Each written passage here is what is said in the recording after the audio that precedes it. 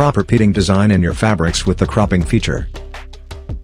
For example, look the repeating design in this fabric.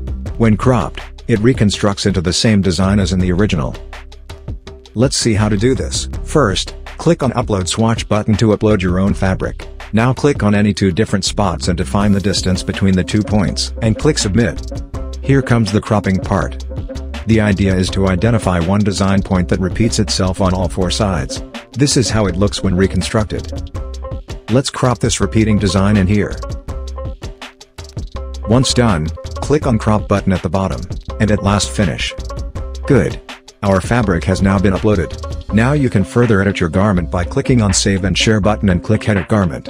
You can also scale your design on the template with the scale bar at the left. Once done, you can now remove these watermarks by saving the fabric. Click on Save and Share button and then save. Now let's see repeating design in these floral designed fabrics.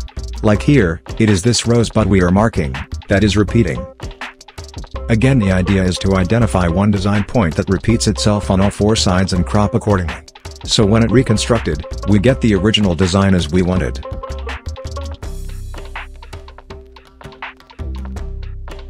Now look at these fabrics.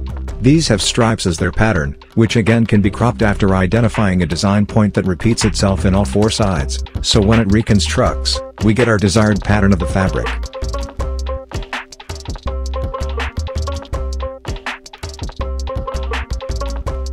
So with cropping feature, just crop the repeating design in your fabric and let Fab3D take care of the rest.